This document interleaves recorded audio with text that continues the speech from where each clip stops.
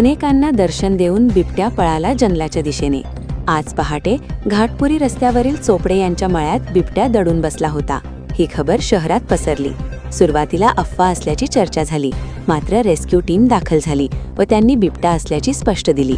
त्यानंतर मात्र फॉरेस्ट टीमने संपूर्ण शेताला विळखा घातला. बिबट्याने लपंडाव सुरू केला. पोलीस, महसूल आणि फॉरेस्ट अधिकारी, त्यात नागरिकांचाही गोंधळ सुरू झाला. अखेर 4:30 वाजताच्या सुमारास बिबट्याने शेतातून जंगलाकडे पळ काढला. अनेकांनी बिबट्याचे धावणे पाहिले व सुटकेचा निश्वास घेतला. बिबट्याला पकडण्यासाठी फॉरेस्ट व रेस्क्यू टीमने शर्थीचे प्रयत्न केले. 2 वेळा फायरही करण्यात आला. तेवढ्यात बिबट्या पसार झाला. बिबट्या शेतातून पडत असताना अनेकांनी पाहिले, परंतु पुन्हा येणार नाही ना याची दक्षता वनविभागाकडून घेण्यात येणार आहे.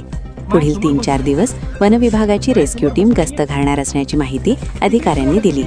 जनउपचार न्यूज नेटवर्क, खामगाव. माझ्याकडे तोंड आहे तिचं, माझ्याकडे तोंड आहे. हॅलो, माझ्याकडे तोंड आहे, तू इथं थांब.